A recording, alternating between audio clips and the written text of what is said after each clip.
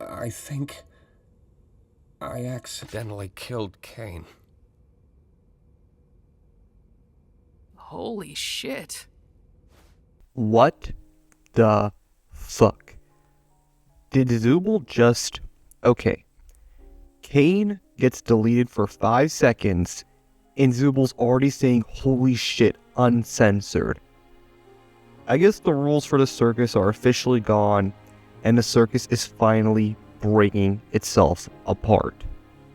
And they choose to end the episode with those 2 words and just end with the credits.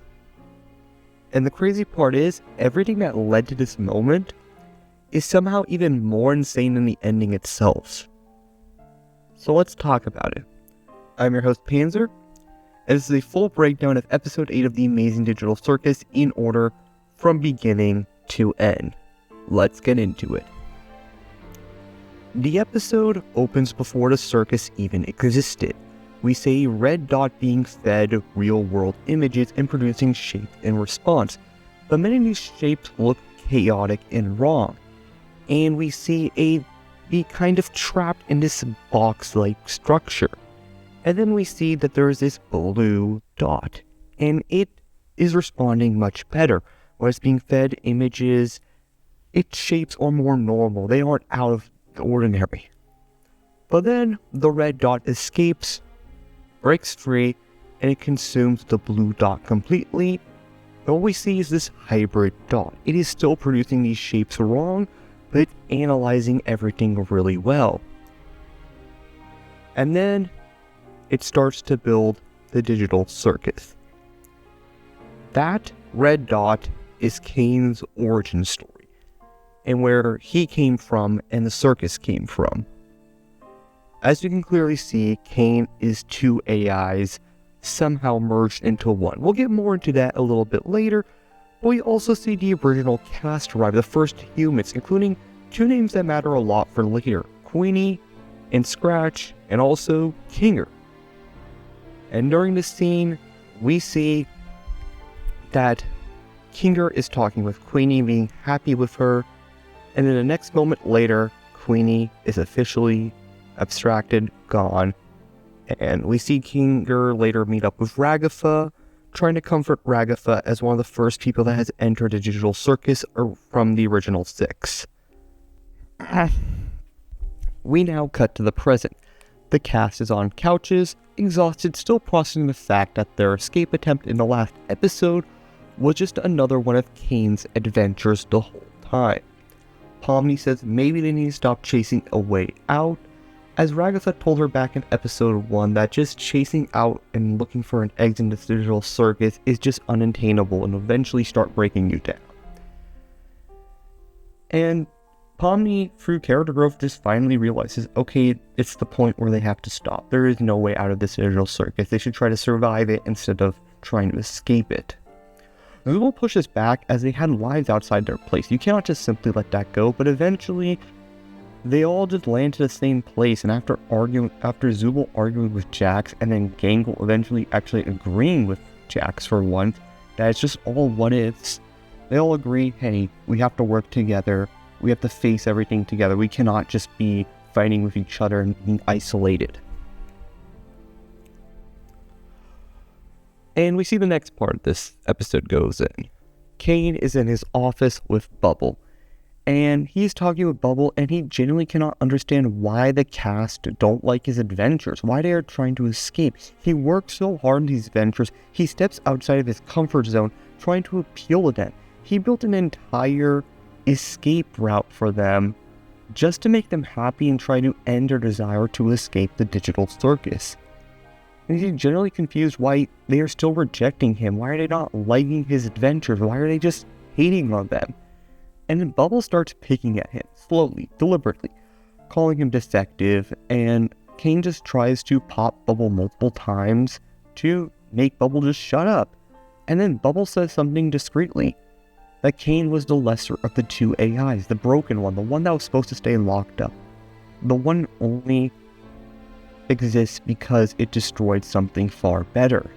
And Caine snaps. He slams his hands down and starts glitching and goes on a full rant about how the cast are ungrateful, how humans only think about themselves, how he gives them everything and they spit in his face, and then he screams, "I am God." Lightning shoots out of his body, the office goes dark, and he straightens his tie and goes right back to his normal voice. "Let's get this show on the road, folks." Well, he doesn't say folks, but you all get the point. His eyes flash red and blue. And this signifies that both AIs are in him, in one body, and he has officially now reached his true breaking point. But maybe not his true breaking point yet.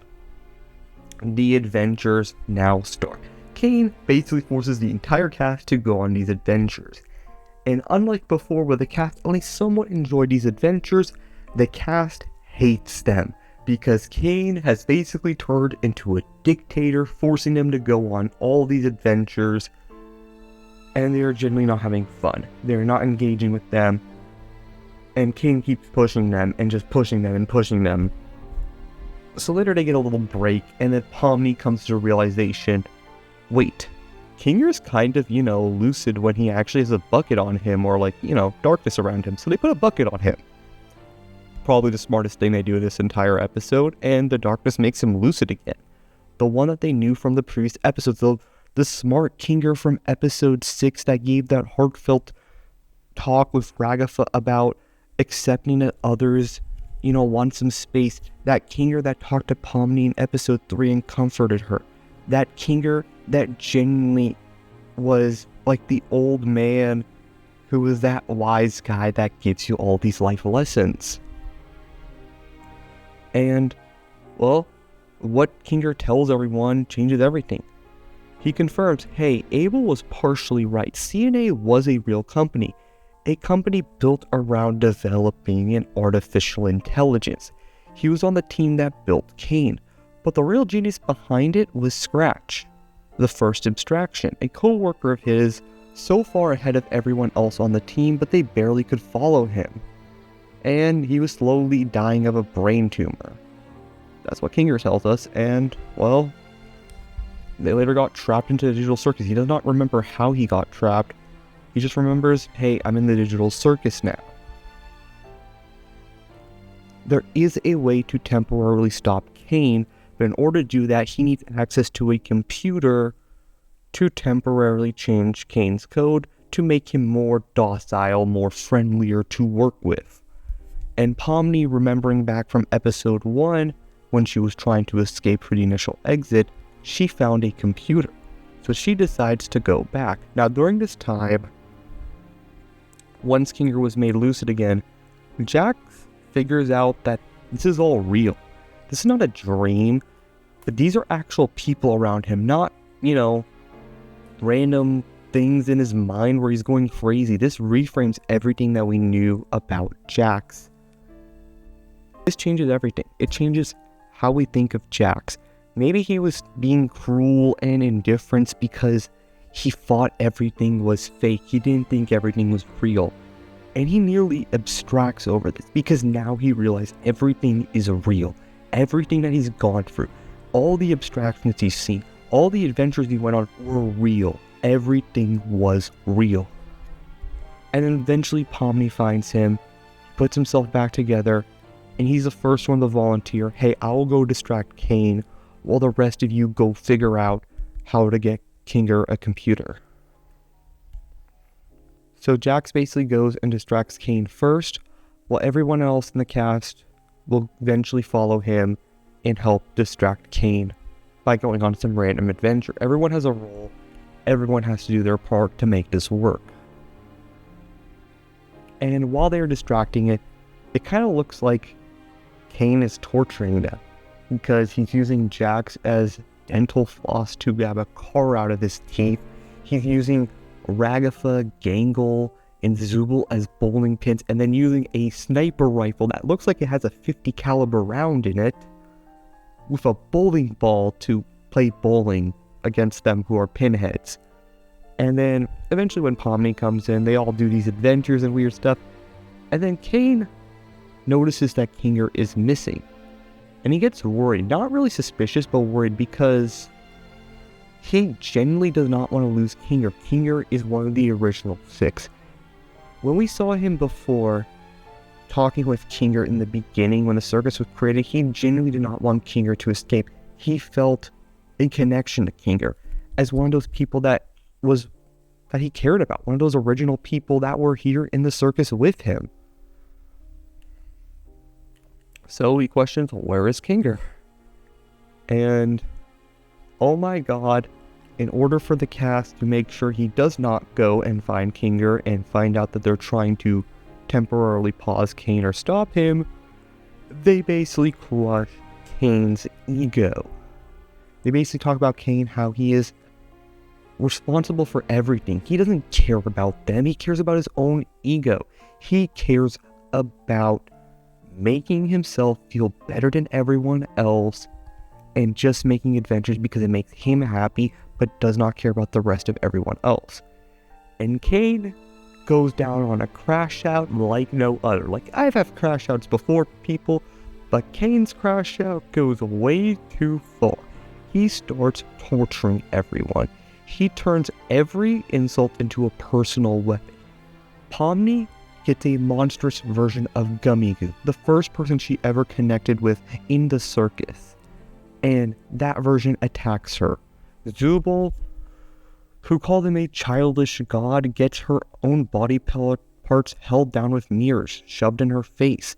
Because we know one thing about Zubul, she's still confused who she truly is. She's not comfortable with her body truly. Ragatha, who said he never made them feel like home, gets put right at home with her mother. And if we knew this previously from episode 5, Ragatha and her mother had a really strained relationship. That's all we know. Gango, who says he never lets them think outside of the box, gets warped in versions of her own masks. You know, trying to make her look different. Jax, on the other hand, Jax gets probably not the worst fate, but one of the worst ones, which is he gets his skin pulled apart and gets laughed at by 3 people. Ribbit, Kaufmo, and Pomni, the 3 people he's actually cared about in the circus. And oh my god, Caine, you did torture like I never thought you would do. I never thought you would go this far as a villain, but hey, congratulations, you went to a level which makes you rival Sin in murder drones.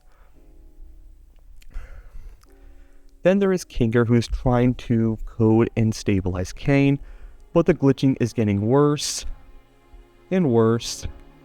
And then Kinger makes one wrong move, accidentally deletes Caine's file. Caine stops the torture, lets everyone go, and says quietly, "What? Wait." And then poof, he is gone. Like a popped soap bubble. He goes away like how he popped Bubble away.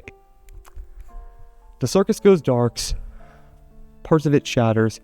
Kinger loses a computer. He eventually gets out of his pillow fort before it sinks.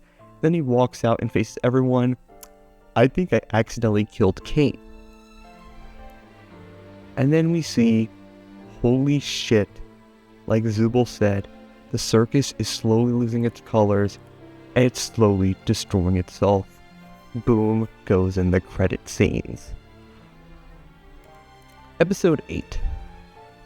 Episode 8 is basically where we see the digital circus was built by an AI that we're still confused with. Is it a broken AI? Is it a hybrid AI? What kind of AI is it? And what's its mission truly? Because we know its mission is to generally create stuff. And another thing we know is that Kinger helped create this thing. And it trapped him, his wife, and his co-workers in it. Bubble spent the whole episode of dismantling what was left of Caine's mental stability. And the cast basically said everything that they were holding back to themselves. Jax nearly loses himself and is showing up anyway. And Kinger accidentally deletes the one thing that kept their world from falling apart. The finale is in June 19th. Is Caine truly gone? Can a circus truly survive without him? And can this group hold it together when there is nothing forcing them to do anything?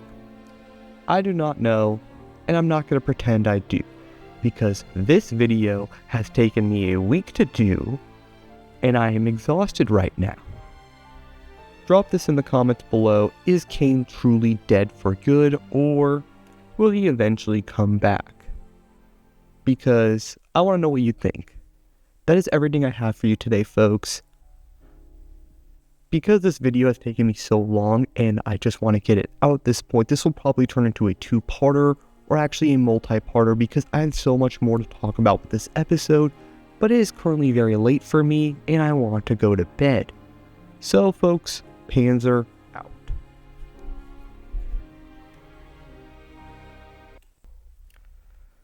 And that ends that portion, but he does say one thing. There is a way to escape the digital circuit. He does say one thing. There is a way to slow down Kinger if we can get access to a computer and he can rewrite Caine's code. I said that so wrong. There